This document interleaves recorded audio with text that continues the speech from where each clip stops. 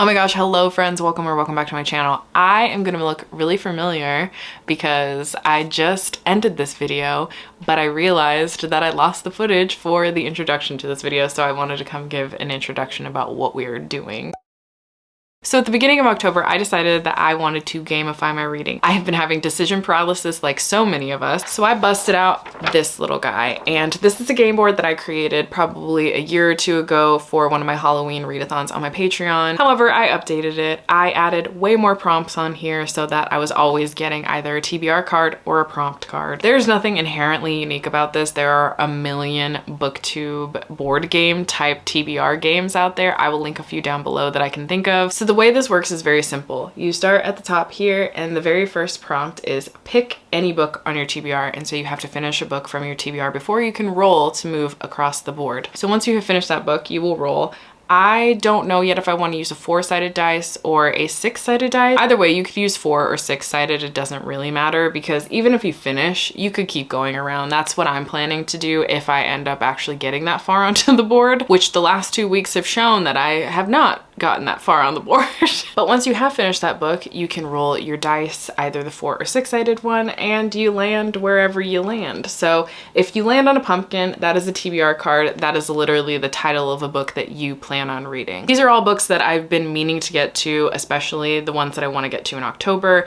And so anytime I pick a title, I have to read that book. Whereas if you land on a bat, you have a prompt card. And these cards range from being either book prompts or life prompts. So I could either get a prompt that's like fall cozy vibes, and so I would pick a book that has fall cozy vibes to me, or it can say do a hobby, so that day I would do a hobby. And then anything that has like something written in on the board is literally just like go back 2 spaces, go forward 1 space, return to the start, go forward 1 space. They aren't any other prompts, they're just ways to like divert your path and what kind of prompts you're picking. So like I said, the game is super simple, and I have spent the last 2 weeks playing the game, and I've gotten quite a lot of reading in. I also got sick for most of this vlog, so excuse my appearance and my inability to speak.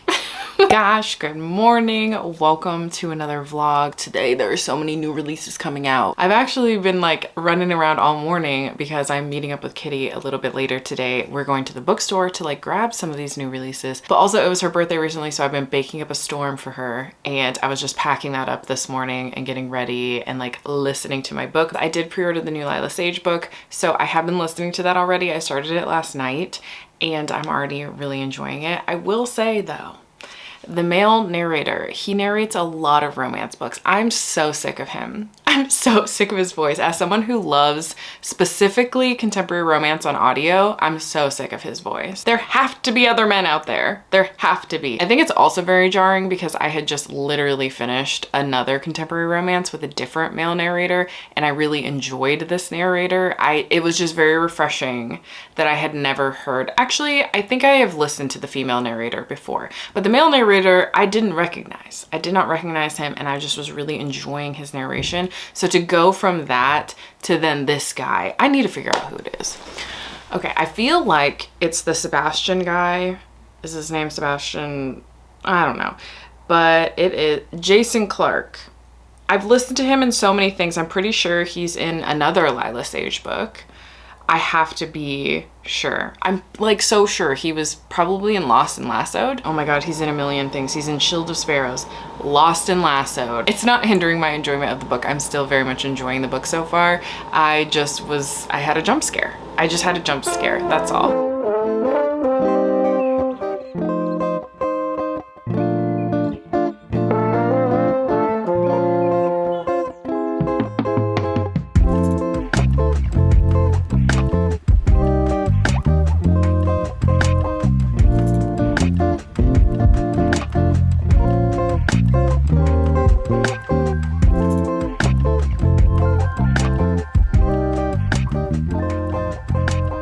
Okay, I'm back, and I won't lie, I did a little bit of damage today. I had a few points at Barnes & Noble, so I had like $10 off, and then the bug, it just bit me. Sometimes, you know, you just go into the bookstore and everything looks great. Everything looks great. A couple disappointing things though. Kitty and I were both like, what's going on? So Soul Searching, which I did get, And look how pretty it is. It's so pretty. I'm so excited that this is gonna have like a paranormal element to it. The Barnes & Noble exclusive, I don't know why they did this. They just have literally a note from the author. Anyway, it's still really beautiful. I'm so excited to be reading this. I'm so excited to have it in my hands. But this wasn't even out when we walked into the door. I had to like ask for it. And that also meant that the Tahiti, this Woven Kingdom, that was not out either. So I didn't get my hands on that one today. And they didn't have If It Makes You Happy, which I couldn't really find a copy in any of the stores, so I think I'm just gonna get it from bookshop.org. But I did get a few other things. So I got the traditional published version of The Ever King. I've been really wanting to read this, and I've noticed recently that Becca from Becca and the Books and I, we have very, very similar, if not identical taste in fantasy romance recently. So I had to get this because she ended up loving it. Also, I've been like having a lot of luck with indie pub fantasy romance going to traditional pub, and when I read it in the traditional publication form, I end up loving it. So I'm hoping that streak continues. And then I decided to get a copy of Bride. I read this via audiobook last year and I really enjoyed it. I think I gave it like 4 stars at the time. I'm not really rating things these days, so star ratings don't mean that much to me unless it's 5 stars. But I really want to reread this and then go into Mate when it comes out a little bit later in October. I think it's next week actually. And then I got the Killer of the Road / The Babysitter Lives. This is a 2-in-1 book by Stephen Graham Jones. And recently Kayla from Books and Lala, she read it for her Literally Dead book club, and all of them really enjoyed it. Everyone who was on the live show really enjoyed it. And Jenny, who's one of my friends and patrons, she also was really loving this and talking it up in a way where I was like, okay, I'm gonna get myself a copy. And I just really love the covers of these. So I scored, but I really do want the other 2 books, so I think I'm just gonna order them on Bookshop like I said, and just when they come, because I'm not gonna dive into this Woven Kingdom anytime soon, so it's not that big of a deal that it wasn't there. So I'll just order it online along with If It Makes You Happy, because I really want a copy of that book. Okay, I'm not far into soul searching. I am currently 6 chapters in, which means I'm on page 55. I'm liking this a lot. I was really excited to find out that Lila Sage was doing paranormal and that it was mainly gonna be people who could see ghosts. I don't know how the rest of the series is gonna go, but our main character Collins can see ghosts, although in the beginning of this book, you find out that she's moving back home because she doesn't have any money, she lost her job, and she can't see ghosts anymore, and she doesn't really know why. But in her life previously, she's been able to really interact with the ghosts, and you get these chapters where she's kind of talking about like her experiences with ghosts, seeing them, like the fact that many of them didn't necessarily have unfinished business. It was more that they were like going and seeing things and experiencing things that they never got to do while alive, which I think is very fascinating. And I'm just really excited to explore more about the paranormal aspects in this book. I don't really have an opinion on our love interest Brady so far. He seems like he might be grumpy, a little bit grumpy. Collins isn't necessarily like sunshiny. I don't remember what the tropes are actually in here, but she doesn't seem sunshiny. She actually seems very flighty, and it seems that she runs away from things. And even Brady mentions at one point that her family would talk about her like they would never see her again, or that she wasn't even alive anymore. So it's feeling like she keeps everyone at an arm's length, even her twin sister, which I'm gonna assume that we're gonna get a book about her twin sister. Like there's no way that you give twins and only one of them gets a love story. But I also really like the paranormal aspect because I'm not so sure how anyone else in this town or just like in this universe interacts with paranormal stuff or ghosts. Like Colin's sister, she also sees ghosts and they discuss it, and like it's something that's so casual between them. And I guess their parents also know, but I don't know if their parents know the extent to which they see and interact with ghosts. Again, I'm only 55 pages in, so we'll probably get more of that. But I don't know if like Brady is a believer in ghosts, or if this town overall has some sort of paranormal activity that people are used to and like it's the norm. However, she actually is coming home because, well, she uses the excuse that her parents' antique store is getting bought out from underneath them from this developer who wants to develop the land and make the city kind of, you know, more metropolitan. And so she's like, oh, I need to come home under this guise that she wants to help save the antique shop, but really it's because of the stuff I mentioned before where she lost her job and she has no money and she can't see ghosts anymore. And she doesn't really know why she can't see ghosts anymore. And I think this is very fascinating and I'm excited to see how, well, the romance plays out, especially in conjunction with the ghosts and her seeing ghosts. Because Brady, like this chapter, this chapter starts with, if I'd learned anything over the past 4 days, it was that Collins was fucking nutty. So it makes me feel like he doesn't really have a relationship or understanding about ghosts. However, he is newer to the town. So it could very well be that the town is used to this activity, but he is not because he's new to the town. And it seems his story is that he's running away from a relationship. He says he wants a fresh start, but he mentions this other woman, I believe her name was Julia. So it seems like there was a bad breakup somewhere in the mix. But I'm enjoying this. I was a little bit nervous because I didn't love Lila Sage's last installment in the Blue Rebel Ranch series, but I just think I had too high of expectations of what I wanted that story and those characters to be like. So it didn't really work for me, but all 3 of the other books were such hits for me that I can't imagine me hating this one. And the paranormal aspect is so fascinating to me and I really love paranormal romance. I'm on chapter 18. I have like an hour and a half left of the audiobook, I believe, maybe a little more than that, but I'm almost done and I feel like I'm gonna finish it tonight because, I don't know, I'm just in the mood. I have some energy. I ended up walking to work and walking home for lunch and then walking back to work and walking back home after work, and I have quite a bit of energy. I'm also really overheated and that's why the AC is on. But listen, it's me and my AC against the world. She is my co-star during the summer months. Couldn't live without her. Anyway, I'm on chapter 18 and when I was describing this book to you, I'm pretty sure I misspoke and said something about how she couldn't hear or see or talk to ghosts anymore. She can see the ghosts. She can very much see the ghosts. She knows that they are there, but she can no longer speak to them and they can't speak to her. So that's the one thing that's like changed and she doesn't know why. And so coming back home is a way to kind of figure that out, as well as dealing with this family issue where the antique shop is getting sold out from underneath them and they're trying to figure out what to do and how to save it. The other thing that unfolded that I didn't initially know about when I first spoke to you about this book is that Collins and Brady, the 2 love interests in here, they have to kind of live together because she doesn't want to live with her family. She kind of wants to try to strike out on her own and not rely on her family and not live with her sister and like invade their space. But anyway, they end up living together because he has an antique repair shop, and so she starts working for him and living in the same space as him. And so it's basically a little forced proximity. And I will admit, for the first quarter of this book, I was not really feeling their romance. I didn't really care too much about either of them as characters. The thing I've been liking the most is the paranormal aspect of this and like the ghosts and why they exist and how Collins interacts with them. But otherwise, I didn't have a lot of attachment to the characters until I hit probably maybe a little over the 25% mark, possibly the 50% mark. I'm not really sure when it clicked for me. I guess just a little over 50%. I am now fairly attached to them and I enjoy their romance as it's unfolding. But otherwise, I don't feel like immensely attached to the characters. But I do feel attached to this town and I like the paranormal aspects of it and I like the way this is written and I like the atmosphere. There's just something about these 2 that isn't like fully clicking for me currently.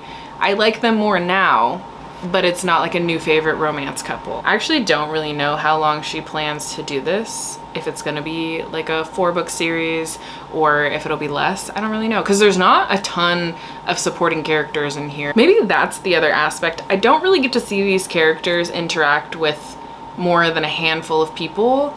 And especially Brady, he doesn't really know a lot of people in the town. He's only been in the town for a year and you don't fully get to see him interact with a lot of people except for Collins and sometimes her family. So maybe that's part of it, because part of my enjoyment of a small town romance is that the town is a character in and of itself, which I will admit the ghost part of it, the ghostly aspects, the paranormal aspect is bringing this town to life, but there's not many supporting characters that are alive at this point that I feel attached to or excited for characters to interact with.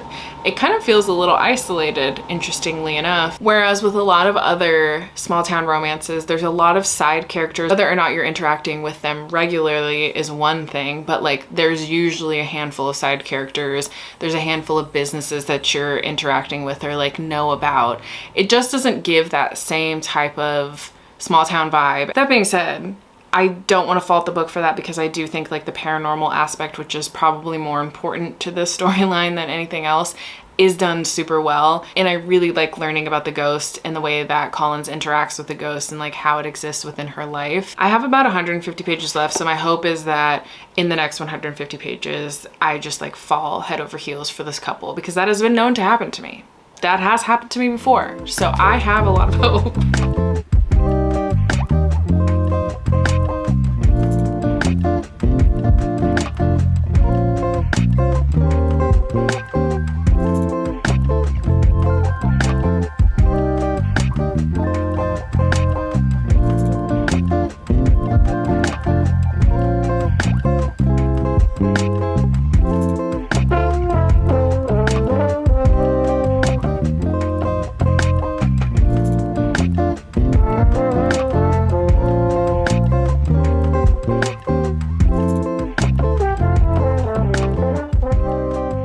Good morning, friends. It's pretty early in the morning, so sorry if I look and sound rough, but I finished soul searching. I didn't sleep super well last night, so I ended up just listening most of last night while trying to fall asleep. I can't say that this is a new favorite, unfortunately. However, I am gonna move on with the series because I really love this town. I was really invested in Collins and like her ability to see and talk to ghosts, but also in the story, as I mentioned before, she hasn't been able to hear ghosts for some time. And it's kind of been alluded to that it's because of some life situation. And obviously I feel like with every small town book where a character who moved away and swore they would never come back comes back, it's always because there's something in life that needs to be fixed, and they usually find it in their small town and with their family and old friends and a new lover, which I really love. Love those tropes. However, I didn't really care about this couple even to the end. I think they're great characters. I do think that they make a good couple. I see the chemistry. I just was never like convinced of it. I was never fully in it, fully believing of it, or like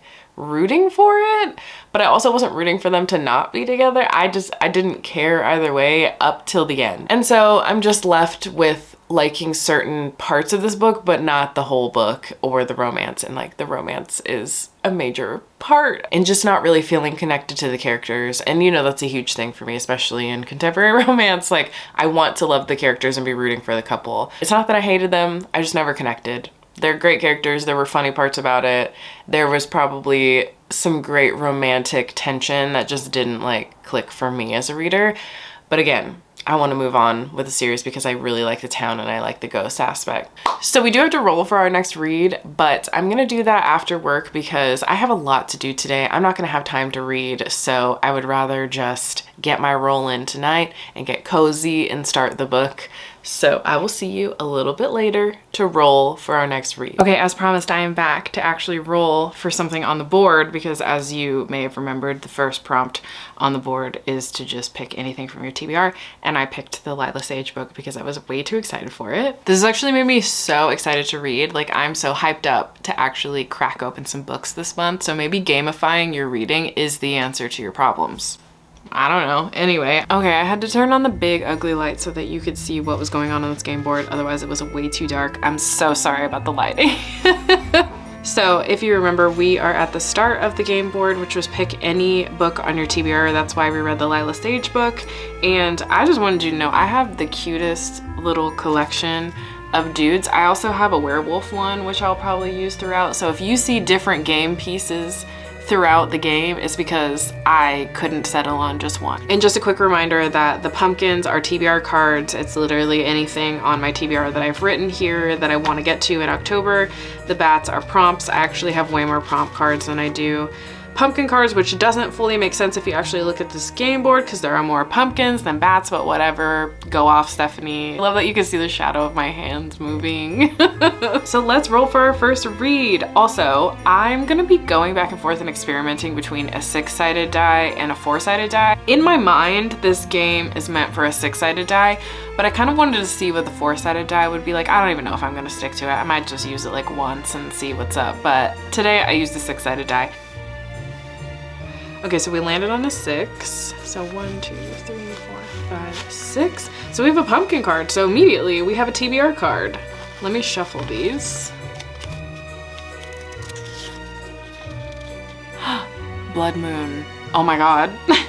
This is not what I expected. The card has spoken. We are reading Blood Moon. I didn't really have any hopes about what was going to be picked for the game today because I'm just trying to go with the flow of things.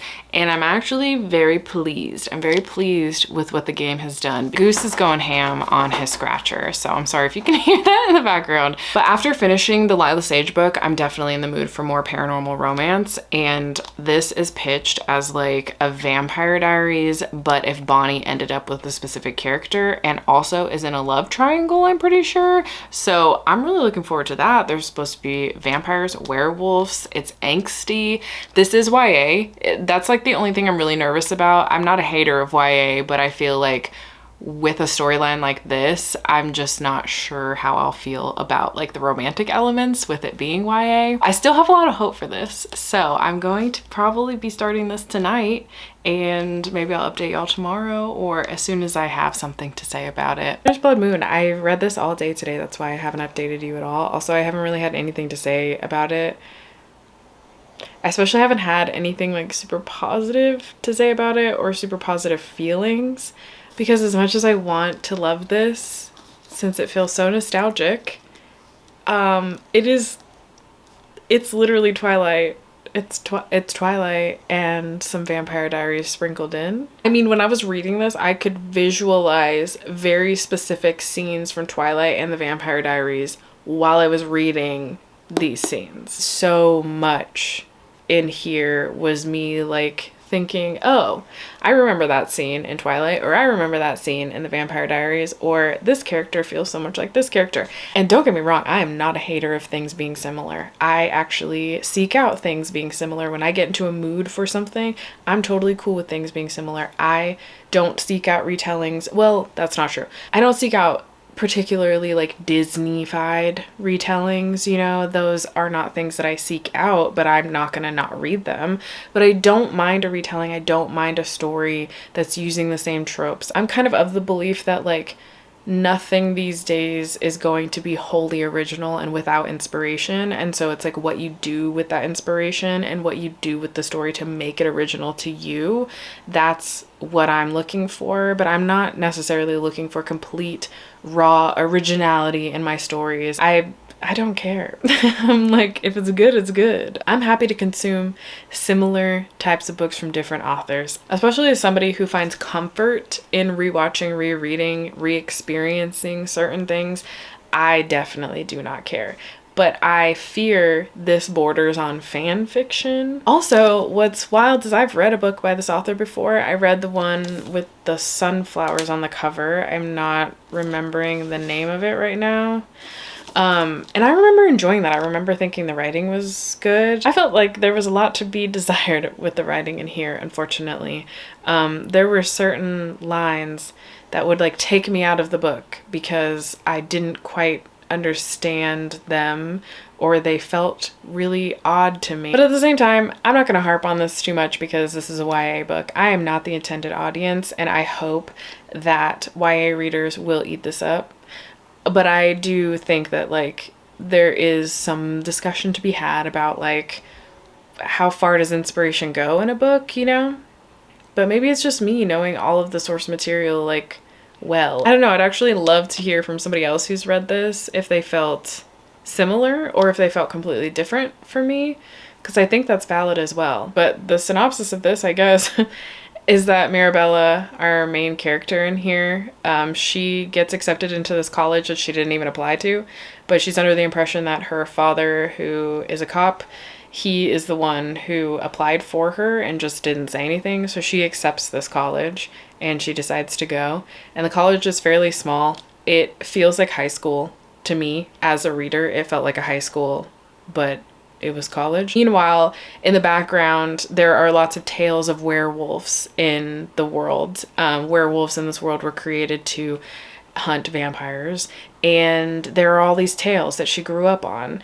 And so there are weird disappearances, there's weird killings happening by animals that her father is investigating. So this obviously brings back the idea that, are werewolves and vampires back, or did they ever go anywhere? And that's genuinely in the book. So yeah, this was disappointing, but you know, you win some, you lose some.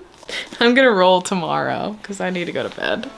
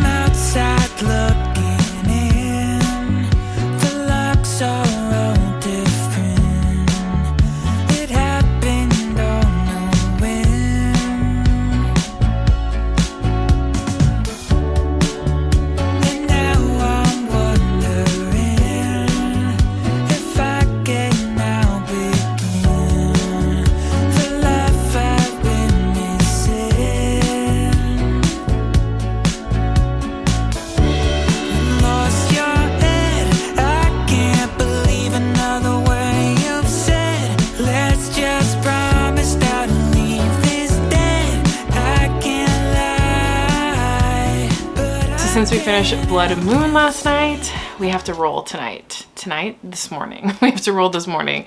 And I'm actually on my way to go get my tattoo. It is tattoo day.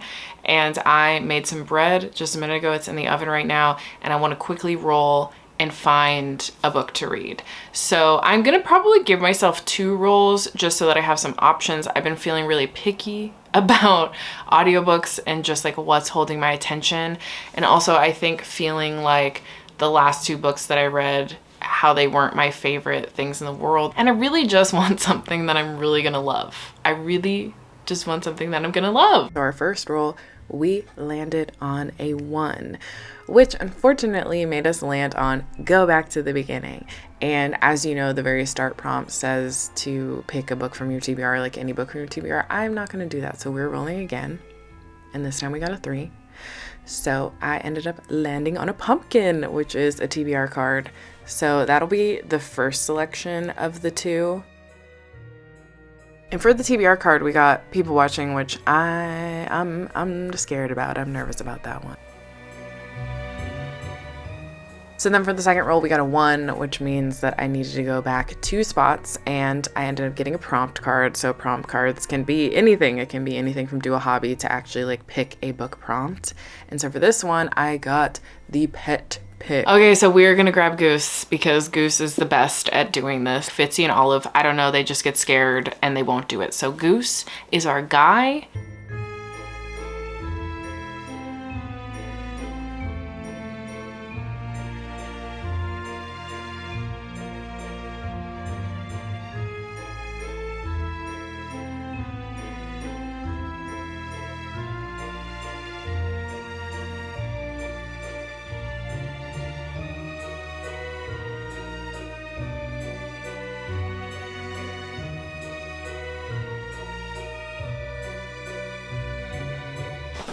Okay, Goosey picked our book. He's also going ham on the scratcher right now, but he picked The Spirit Bears Its Teeth. I'm really excited to read an Andrew Joseph White book because, well, they're beautiful. They're just beautiful additions. I'm not always the biggest lover of sprayed edges, but when it makes sense to the book and the story and just the overall appearance, I love it. I'm just a little nervous about this one. I don't know if my anxiety is going to be able to take a horror right now, but I really, really want to read an Andrew Joseph White. This will be my first one. And I'm excited. I'm excited that we're going to try it out, but I'm not putting too much pressure on myself to like push through it, because the whole point of this game is to have fun, but I'm not pressuring myself to push through it because I really don't know if my anxiety can handle horror right now. Yeah, it's just one of those things. I love horror, but I really have to be like mentally okay. I have to be mentally well in the time period of reading the horror, or it just gives me so much anxiety. So I'm feeling a little fragile recently. So I'm just hoping that I'll be able to get through this one because I really want to read, his book. I'm also hoping that I love this so that I can read their new book, because I also think that I'll love that. And I think it's his debut adult novel. Anyway, I'm gonna go change. I'm gonna download this audiobook. I'm gonna download the People Watching audiobook. We're gonna find something to read during this tattoo appointment. Although it's gonna be much shorter than what I've been doing, but I still really wanna read something. I wanna read something.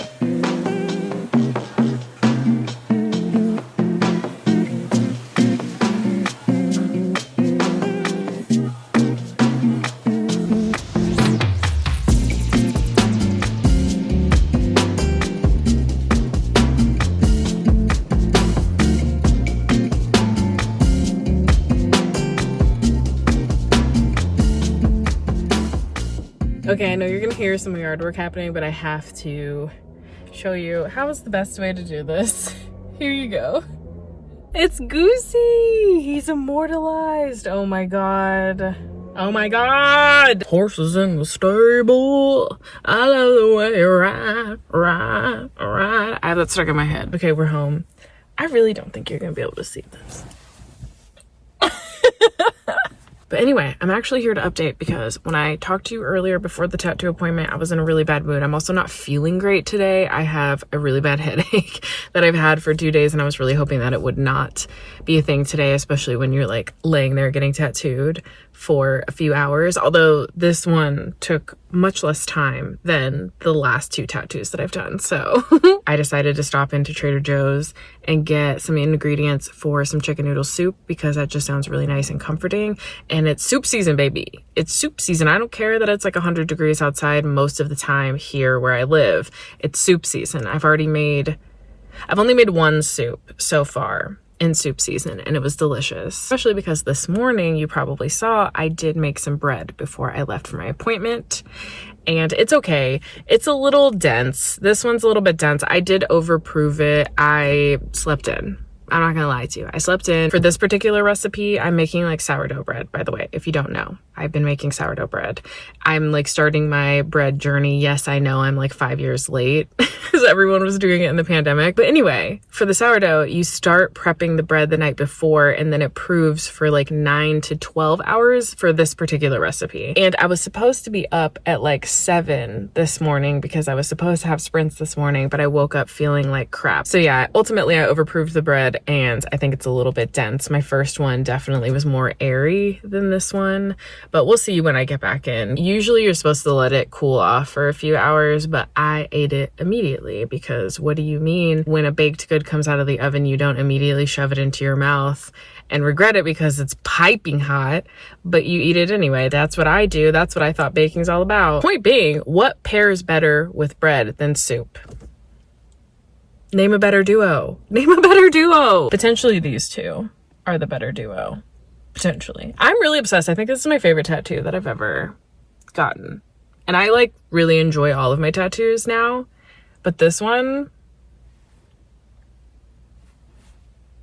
but to circle back to the point, I just could not settle on a book.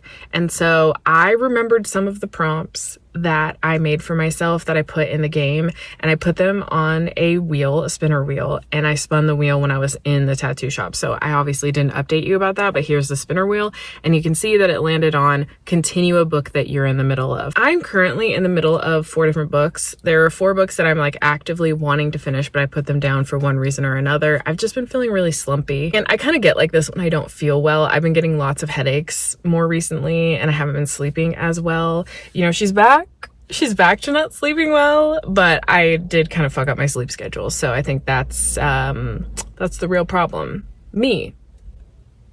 But yeah, whenever I get like this, when I'm feeling really headachy and just like fatigued and sickly, sickly feeling, I get really slumpy. So I've put down quite a few books, and one of them was The Second Death of Loc'D. So I decided to lock back into that. I gotta go. I was not far enough into where it was a big deal for me to restart the book. So I restarted it, and I do actually feel like this is what I want to read right now. I guess maybe I was craving like an epic fantasy, and this feels very slow and melancholy, and I like the world and I like the characters that we're following, and I do think it's going to be really heartbreaking. I just have a feeling that it's going to be really heartbreaking because I think at this point I'm on chapter 13. There have been some reveals that I would say I just don't feel like they're a secret. I don't feel like they're a reveal. I think that going into this book, I knew that this was going to be the premise, that these were going to be the things that we were facing. And I don't think that they're supposed to come as a surprise. At least I hope not, because it seems very glaringly obvious. And also, it happened so early in the book that I don't think the author is using it as a shock effect. I think it's just pushing the plot forward for us to finally have been revealed to this information. I'm really enjoying it. I like the audiobook. It's a Scottish narrator. She's very, I don't know, soothing. I really like her voice. But once I get further, I'll give you more of the plot and everything. But for now, I'm gonna go in and make some soup, and I think I might take a nap. I'm really bad at taking naps now. I used to not be, and then in my late 20s, that it stopped. I don't know. You didn't know back then what you've been knowing now. Before the broken skin and letting your love out, playing the tape again. It's such a sorry sound. Old shaky monologue, just dragging you around, reaching for reset, reaching for reason to begin, watching the sunset, front porch cigarette with my best friend.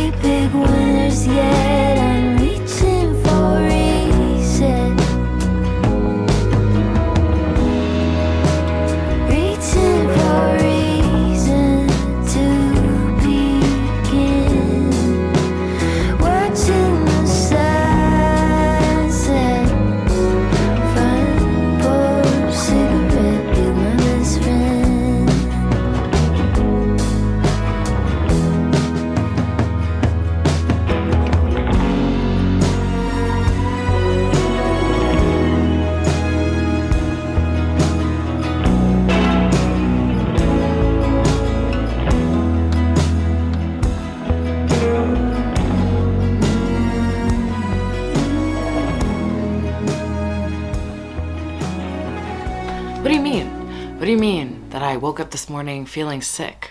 What do you mean? Maybe you can hear it in my voice right now, but I woke up feeling sick. I was fine yesterday. Well, I guess not. Tuesday and yesterday, I was kind of feeling pretty sickly, but it was more a migraine.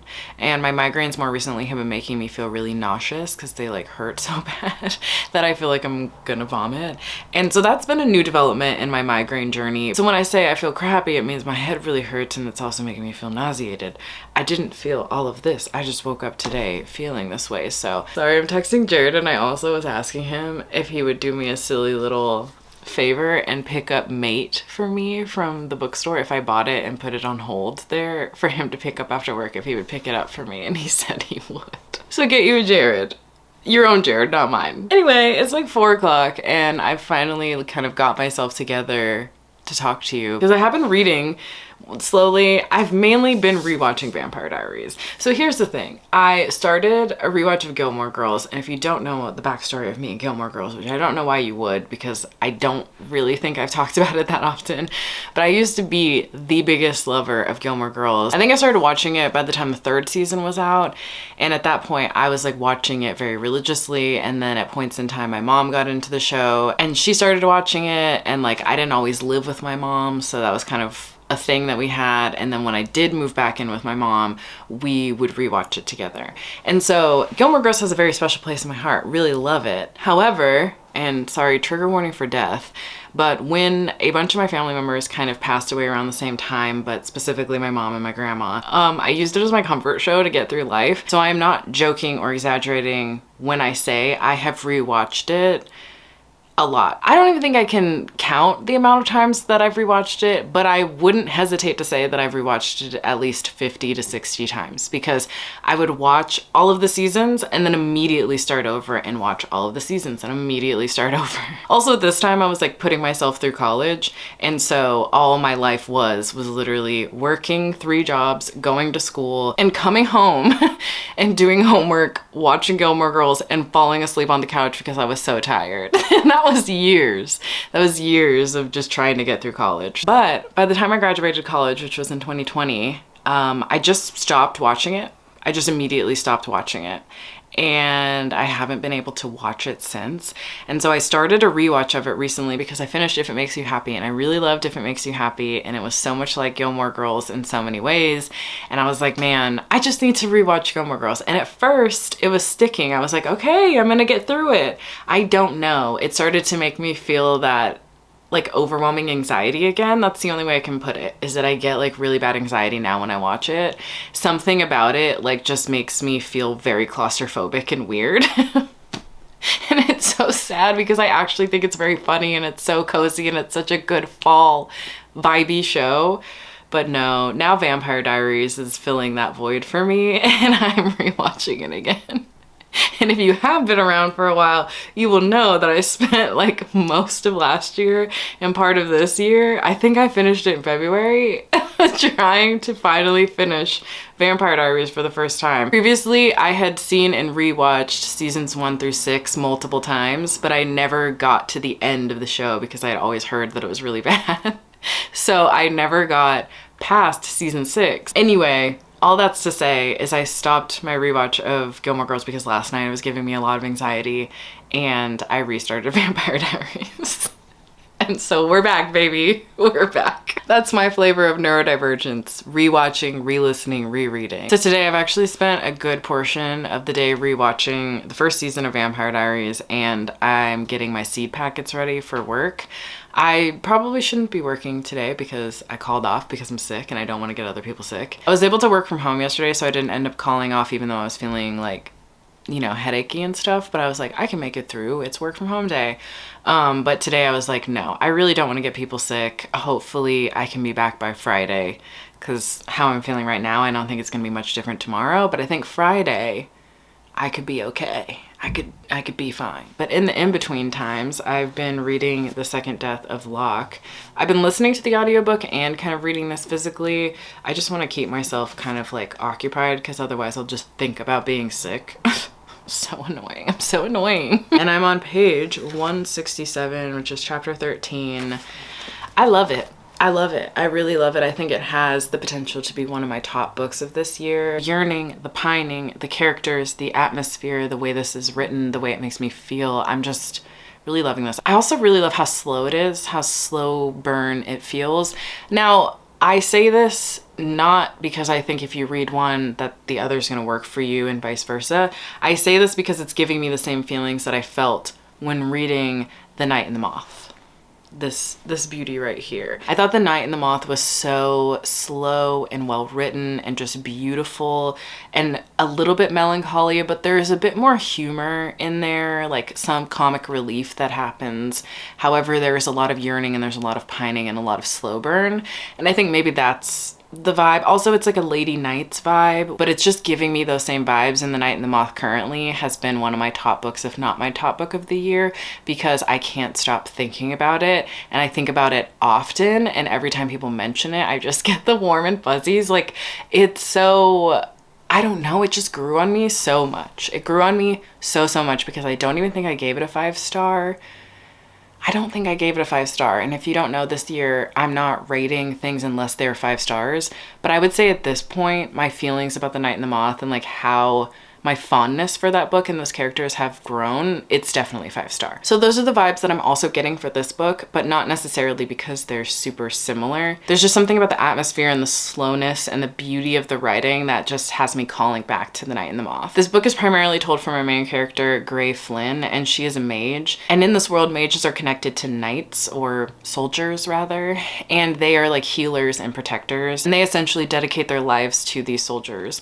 So our main character, Gray, she has dedicated her life to Kier, and Kier is a very powerful and well-known soldier, and they have quite an intense bond. Although I do laugh at their bond because it feels extremely intimate and very romantic, but the both of them are like, no, we're friends. No, we're friends. We're platonic besties. Meanwhile, he's like massaging her all the time and touching her all the time. And in theory, despite the way this bond is supposed to work, they are not supposed to be like best friends, and they're not supposed to be romantic. But I think that these two are leaning more towards the romantic side. If I'm correct in where the story is going, I do feel that they are going to be romantic, but I don't actually know. We also know that Gray is harboring a secret. We don't exactly know the secret, and Kier doesn't know the secret, but it starts to rear its head once Kier and Gray get this quest to harbor a child from an enemy kingdom. This enemy kingdom is called the Kingdom of Loc'D, and the only known thing about the Kingdom of Loc'D is that one day it literally disappeared from the face of the earth, planet, whatever they're on. All of the stories talk about how suddenly and mysteriously this place disappeared. It's like they blinked and it was gone, literally. And the only 2 known survivors were Isaac Masadik, I think is, I don't think that's how you say it, but that's how I've been reading it. However, it's argued among scholars that the letters proving he was still alive, that he was a survivor of the Kingdom of Loc'D, were forged. There's a lot of controversy of whether or not he actually survived. So the assumption is that everybody in the Kingdom of Loc'D is dead. But the little girl that they are on this quest to protect is claiming that she is the lost daughter and the last known survivor of the Kingdom of Loc'D. So that's what's currently happening. Like I said, I'm loving it. I love the atmosphere. I love the writing, the slow burn. There's just really something this year, especially with me, in really slow and intentional narratives. I don't know. I love it. I love it. So I think I might diamond paint a little bit more. Today I was doing some of the coasters that I had, and then I got a butterfly kit that you may have seen earlier. So I might do a couple of those. But otherwise, I don't know what else I'm gonna do today. I might finish some seed packets for work. Okay, so I just read the ending chapter of part 3, and I'm going into part 4 of The Second Death of Loc'D. This has to be a joke. You have to be kidding me. You have to be kidding. This has to be a joke. Say just kidding, please. I'm begging. I'm on my knees. I am begging right now. Also, the fact that I'm listening to the Stardew Valley ambient room with the emotions that I'm going through is just hysterical because very different vibes. Very different vibes. This has to be a joke. This has to be a joke.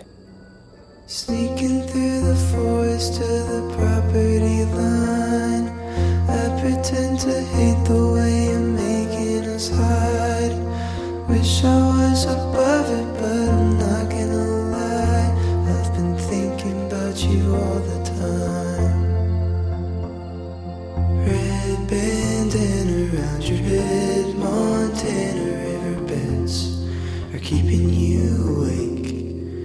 Ever since you left, so you've been holding me, wishing you were in the West. Running to the river while you're running my mind, sinking to the bottom while you're getting me high, putting on your t-shirt like committing a crime, you know why? I think about you all the time. Red bandana I have a feeling that this author is a fan of Robin Hobb, and that is a positive. That's very positive because Robin Hobb's one of my favorite authors of all time. Absolutely love Robin Hobb. It's actually made me want to reread Assassin's Apprentice, and maybe to torture myself, I will do that. This author read The Realm of the Elderlings and read The Ember and the Ashes Quartet and said, I've got a good idea. I'm gonna torture my fans too. The funny thing is this like ends on a positive note, but this is the first book in a trilogy, and so I'm like, where do we go from here that's positive? But I gave this 5 stars. This is 5 stars. This is definitely one of my top books of the year. It gave me so many of the same feelings that I had while reading The Night and the Moth, though so different, very different books. It gave me those same feelings. And I really liked the world building in here, specifically the politics, because we focus a lot on the politics within this world rather than the magic system. Okay, sorry, Jared came home and we were chit-chatting, so I don't remember where I left off with this, but I think I was talking about how I misspoke about the magic system in here, because when I was first reading it, I didn't realize the warriors, the people who are in combat like here, are actually mages, so they do magic as well. So they're not just like knights, they actually are mages, so they have their own magic, but they pull their magic source from the well, which is what Grey is, and Grey is a very powerful well. But this magic system was well explained for what it is because it's not super complex or convoluted, and at times I was thinking like, should we know more about this magic system? But I think it's very just cut and dry. There is like a further explanation of how wells are born and why they're born and how this has been affected by the Kingdom of Loc'D disappearing. And so I think really with this book, especially because it's supposed to be a trilogy from what I remember, this is really setting up the magic, but mainly the politics of this world. Like, this is very politics heavy. I think the politics are really well done in here, and we get such a good insight into how things work in this kingdom and why certain kingdoms would align or why certain kingdoms would turn their backs on other kingdoms. It was really interesting to see that dynamic. And meanwhile, we have this really intense romance. Like, the yearning between these two characters is so intense. It's so intense. And I loved it so much. But it's also so heartbreaking because they love each other so much, but they don't actually realize that the other person loves them just as deeply. Wow, it's so intimate. Like, sometimes the intimacy feels claustrophobic because they know each other in ways that like normal people would never understand each other, simply because they have this relationship of well and mage. Like, they can feel each other's emotions at times if they allow that to happen, and they share this bond that like a normal couple, normal people wouldn't share. So that's already intimate in and of itself. And then they're like in love with each other, and they've been in love with each other for years and years and years, and the way that they're described is almost inseparable throughout 16 years of knowing each other. They've been like basically inseparable except for certain points in time. Otherwise, I just love the atmosphere. I loved the writing.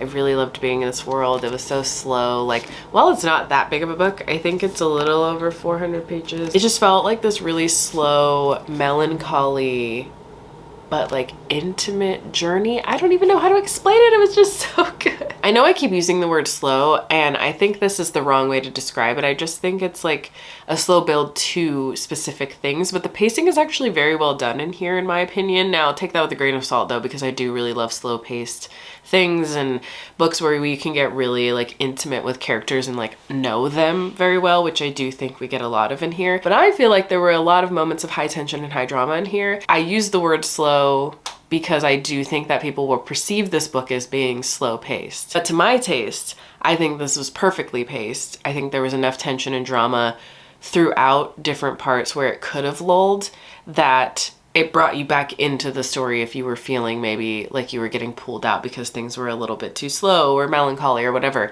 I don't know, everything was really well done for me in this book. So yeah, that was like an easy 5 stars for me. That was an easy 5 stars. I knew very early on that I was obsessed with this book. Hello friends, I'm still sick as a dog, and I'm actually on the floor because my child's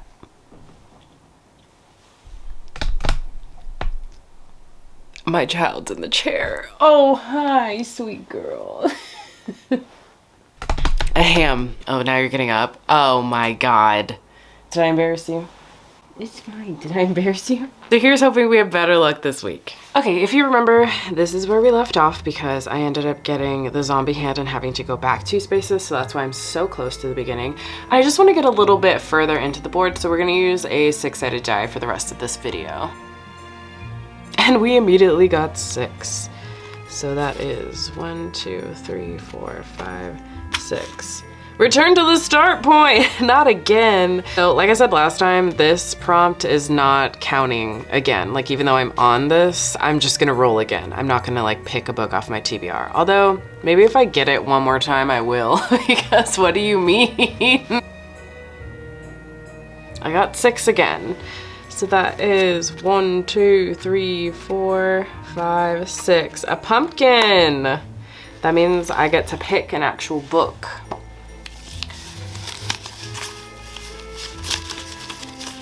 I need to add more pumpkins to this, I realize.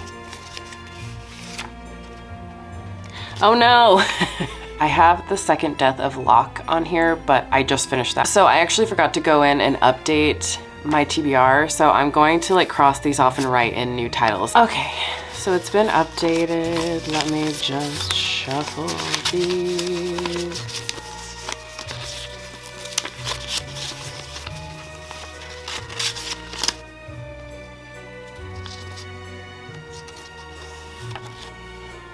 Carmilla. Interesting. Okay. I guess we're reading Carmilla.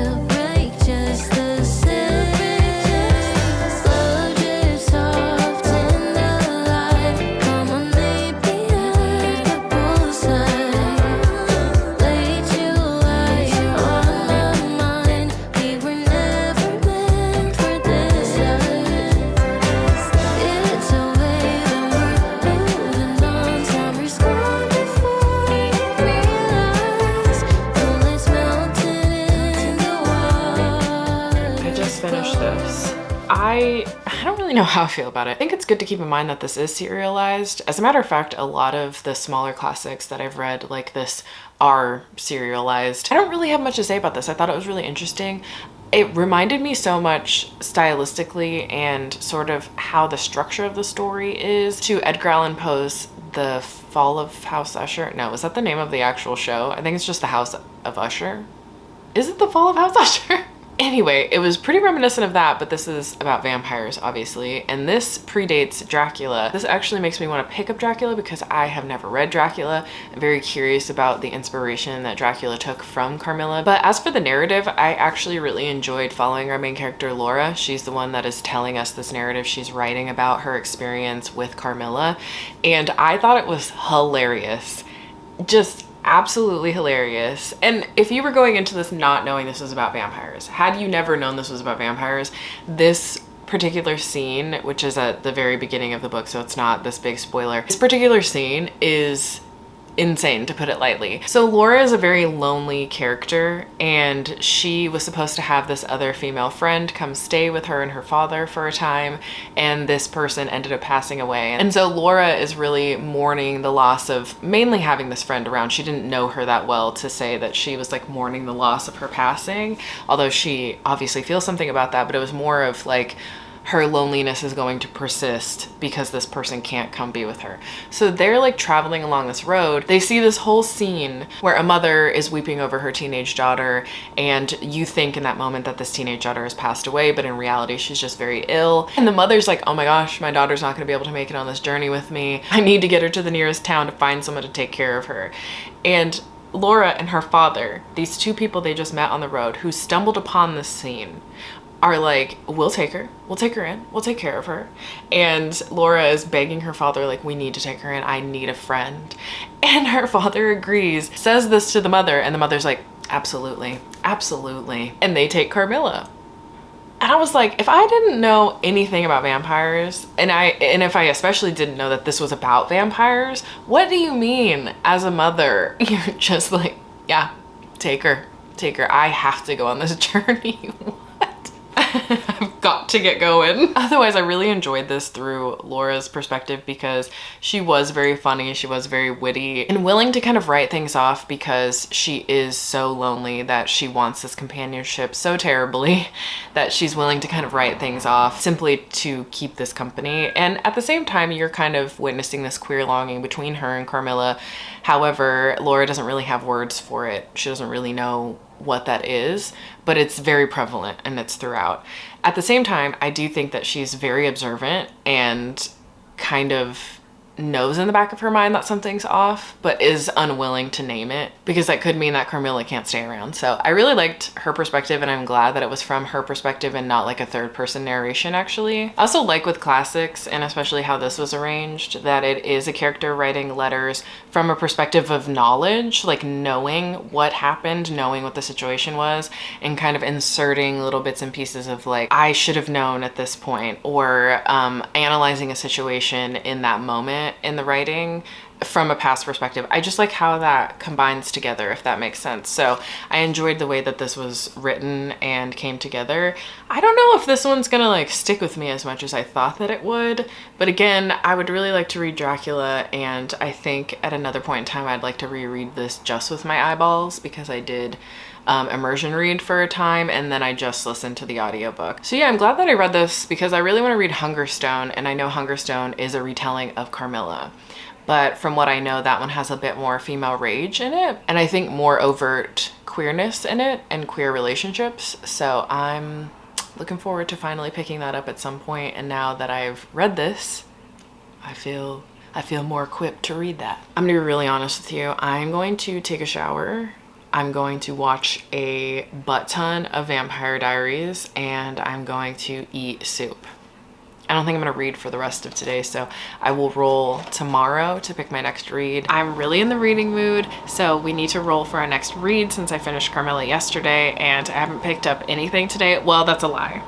That's a lie because I have been reading something. I'm rereading Assassin's Apprentice, so I have been reading this kind of throughout the workday. I haven't really been talking about this, and this hasn't really been a part of the game because I'm rereading this for like a spoilery vlog of rereading the Farseer trilogy for my patrons, because I did a spoilery vlog for the very last series in the Realm of the Elderlings, which just fits in the Fool. So I decided that with my slow reread, I wanted to give them spoilery vlogs of all of the books in the series at some point, however long it takes me to get through the series. I blew through the series when I first started reading The Realm of the Elderlings, but now I'm like trying to take it slow. However, I've been like so immersed into this very immediately, and it feels like coming home. What a tragedy that this is what feels like coming home. Anyway, we need to roll so that maybe I can have a light read, a silly goofy time. Okay, so we landed on a 1, which once again took us back 2 spaces, but we did get to land on a prompt card, and I actually really love pulling prompt cards. It's very fun. Somehow, though, I never get like an actual non-bookish prompt one. I'm always getting book prompts. What's that about? You just want me to read? So we ended up landing on Has Fall Vibes. So I rolled for Fall Vibes, and I immediately knew that I was either going to read Bride or Mate. I don't know. I feel like I need to reread Bride to go into Mate, but I also am just not sure how necessary it is to go into Mate because this is like a whole new couple. I think I'm going to do a little bit of research and read some reviews about whether or not it's necessary to like have a good memory of Bride, or if I can just go right into Mate. Either way, these are Fall Vibes. These are the Fall Vibes. So I'm going to start one of these.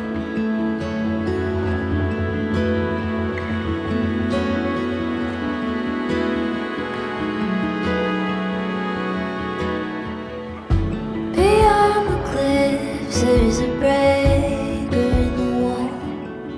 I've never gone that far.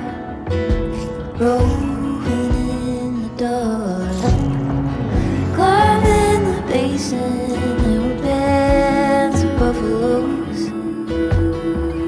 In a murmuration, I fell into the fold. Another rugged mile.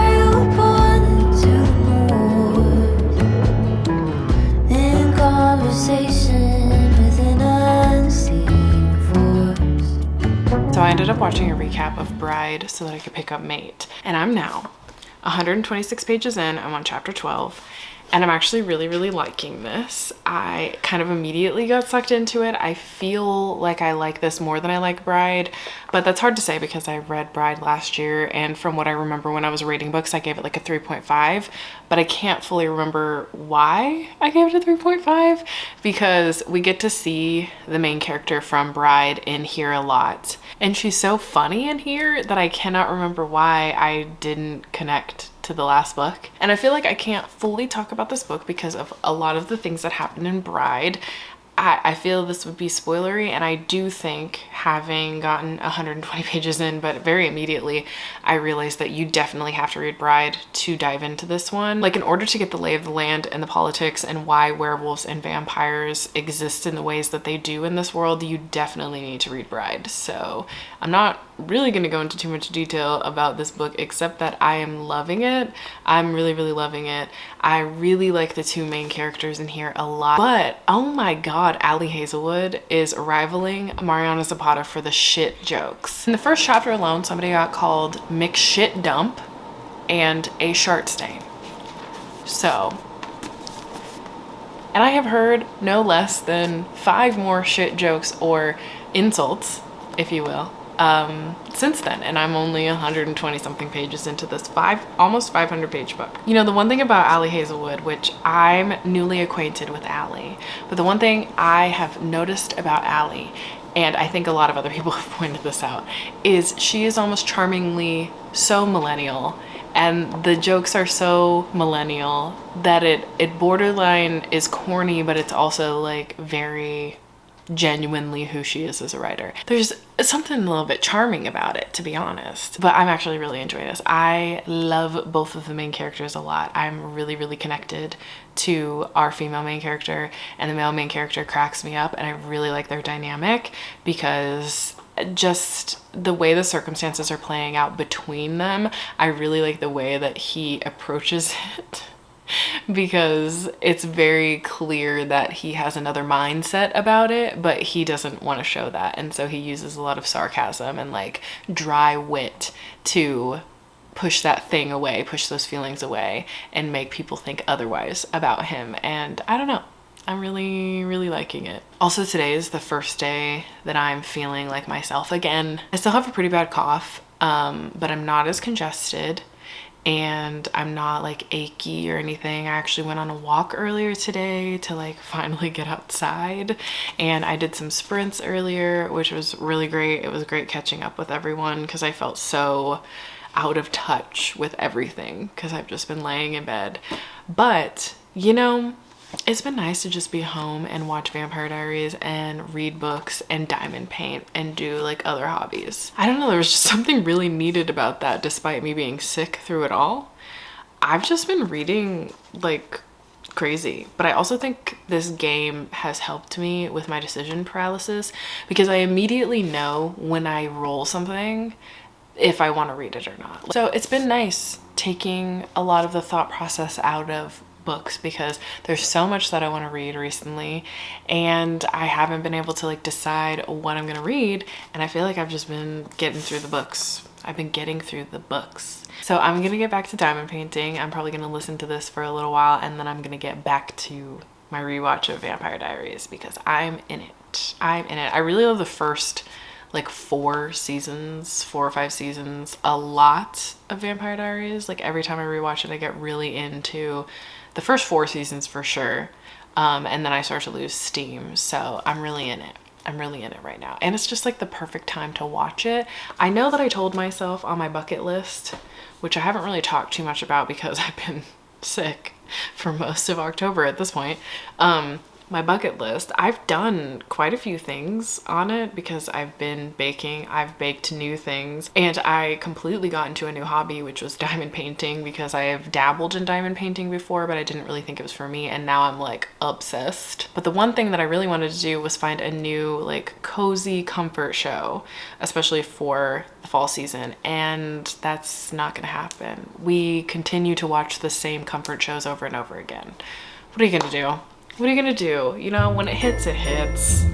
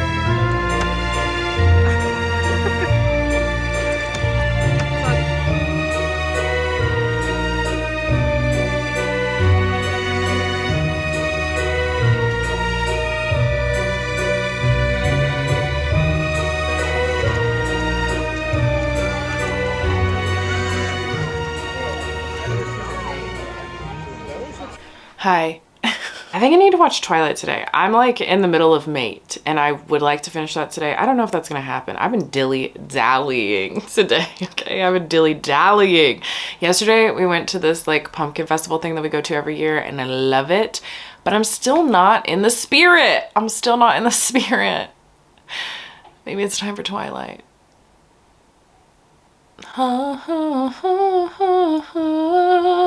Okay.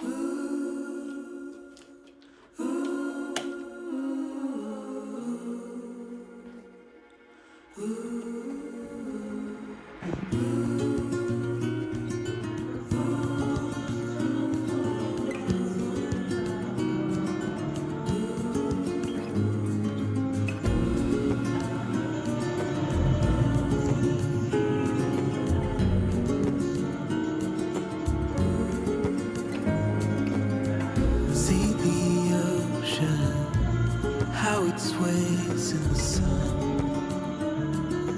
Keeping our stories in its motion.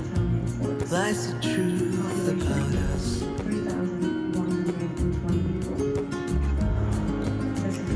Things turn Kayli, Team Kayli. We might never know. We'll be gone before it all begins.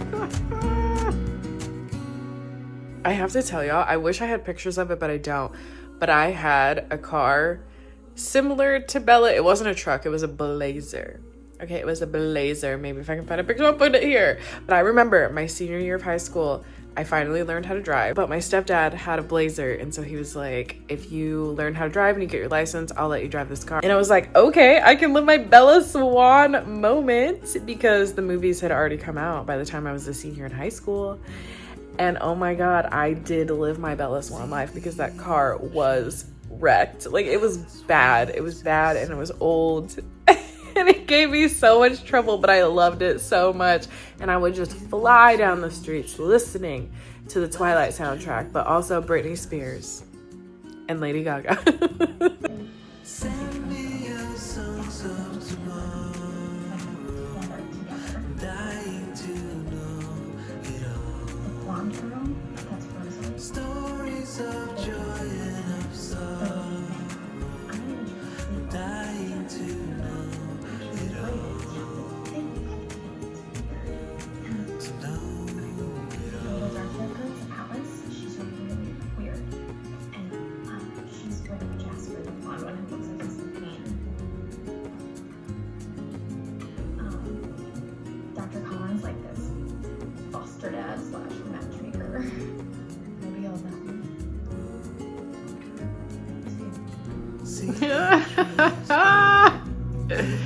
Here he comes. That's Edward Cullen. Gorgeous, obvious. When we're older, they will still Like I care, you know. this time will tide. Could you imagine? We'll be gone before it all begins. Oh my God, my favorite scene is about to happen. Send me your songs of tomorrow. I'm dying to know. Here it comes. How you liking the rain, girl? Imagine Carlisle being your doctor.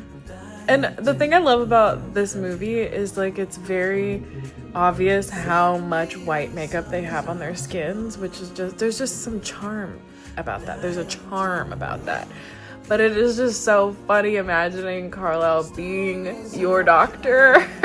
Good morning. It's raining today. It's raining today. I can breathe through my nose. This is the best that I've felt. I actually want to clean my office. I'm going to make a hot matcha because, hello, it's hot matcha season. It's hot matcha season and hot chai season.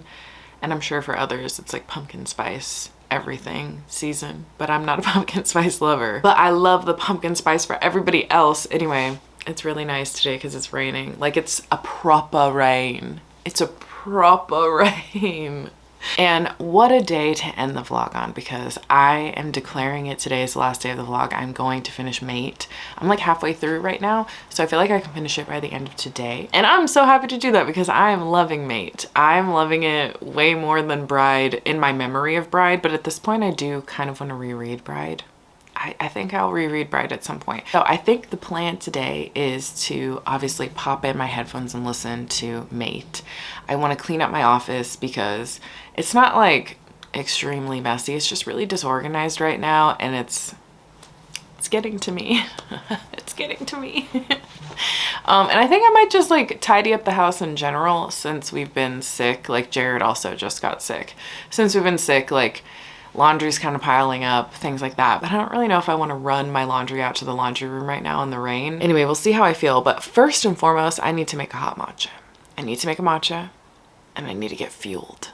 I should probably eat something as well. Okay, it's a few hours later and I've been just cleaning. Honestly, I've been dilly-dallying. I've been dillying and dallying more than cleaning and like being productive, but that's totally fine because I'm just getting over being sick and I feel like, you know, gotta give myself grace. Gotta get back in the habit of being a productive queen. But I finished Mate I finished May. I had like 2 hours left of the book when I first talked to you this morning. So I figured I would get through it pretty quickly today. I loved it. I loved it. I do regret not rereading Bride first, not because of the world building. Like watching the recap that I watched was really helpful and I remembered a lot of the world building, but like I would like to know now, what was it about Bride that didn't click for me as much as this book. But I do wonder if it's just because I loved the male main character in here. I really liked our female main character and I enjoyed being in her head and like how the romance was developing for her. But the male main character, wow. Wow, he was very much my brand of sarcasm and grumpy. Like I like a grumpy male main character, but sometimes some of the grumpy male main characters borderline on just being mean. And I'm like, at this point, it's not even funny. It's not fun. I'm not having fun. But him, I was having a lot of fun. I was having a lot of fun because you could even tell, you don't have his perspective really, but you could completely tell how he was into her and the conflict that's holding them back from being together and being mates. Like that aside, I think you could tell that he just really, really admired her and like really liked her and was really falling for her. And you could also tell that she's falling for him, and clearly that happens over time, and she's very preoccupied by some things that are personally happening for her that she's not very forthcoming about. Sorry, I know I'm being vague about it, but I said before I didn't really want to give a lot of information on this book because I really think you have to read Bride to like even read the synopsis of this book. It will spoil some things in there, I guess. Maybe I'm remembering wrong, but I'm still going to be cautious about it. Anyway, really enjoyed them, really enjoyed the conflict. I actually wasn't like irritated at the conflict at all, and I liked the way that the conflict brought a lot of tension to the story and between the characters. And honestly, I love the male main character. I really do. I like both of them. I was rooting for both of them. I really wanted them to be together, but the male main character just has a certain personality and sarcasm that just clicked with me. Something that's done really well is intertwining a lot of what happened in book one in this one. And I also think like seeing the main couple from the first book is done really well in this book. And the shit jokes remained. They remained a constant, and you have to admire an author who just goes for it. She said, these are the types of insults that I'm bringing to the table. And that's what I'm doing. And I misspoke earlier and I said like they were shit jokes. Like the jokes were about poop, about feces, right? That's not necessarily what I meant. I did kind of take them as jokes because when you call somebody a mixed shit dump, I'm like, yeah, that's a joke, right? But it was literally the male main character insulting someone. He's not like, I mean, I guess he's probably trying to be a little bit funny, but he's not making a joke. He's literally insulting somebody by telling them that they're a shart stain. Or what did he say? He said something about a shit stain on the thong of life. These are the things that are going to stick with me. I actually really like the world building in here, and I think it's very consistent and fairly well done. I constantly felt like I was learning new things about this world, especially with the character that we're spending the most time with, because she's a character that is in a situation that's very unique. So that really lended to a lot of world building. And I remember in Bride thinking that the world building was pretty interesting and well done. Alongside that, the politics in here are very interesting, and I liked reading about them, especially within the werewolves. I'm always very fascinated about werewolf politics, to be honest. Like, there are so many vampire stories out there, and I love a vampire story. I love anything with vampires and werewolves. But there are a lot of vampire stories out there and like vampire politics, namely True Blood. Twilight even has their little vampire politics. But whenever you have a werewolf, I think that the werewolf politics and like pack politics are so much more interesting and intricate, especially because like vampires, a lot of times, while they may have politics within the book, the worlds that you're reading about is usually not as intricate as pack politics, especially because you have certain vampires who like go off on their own and do their own things. I see that more often with vampires than I do werewolves. Like, werewolves are obviously sticking with their pack, they're sticking with the people that they're familiar with, where vampires live kind of an isolated life at times. And so I found it really fascinating to learn about how the werewolf politics work in here, especially because one of the major conflicts in this book has to do with the werewolf politics and this particular pack. I never thought that I would come on here and tell you guys that I am an Ali Hazelwood stan, but maybe I am. Can I be? Am I allowed to be if I'm never gonna read her older works? Like, I'm not gonna do it. I'm not gonna read like the Love Hypothesis and Love on the Brain and those ones, but stuff that she keeps publishing, her and I are locked in. Allie and I are locked in. Anyway, I think that's enough from me because I have been editing some of this video and I'm already sick of myself talking. And this is like 2 weeks worth of reading right now. So there's a lot of books in here. It's been really fun to do this game. I hope that you have been enjoying it. It's been so fun to do this game. It's obviously inspired me to read a lot more than I have been, I feel like. And I'm also just very excited to roll and see what I have to read next. If you want to leave an emoji down below, feel free to leave a pumpkin emoji and I will talk to y'all next week. Bye.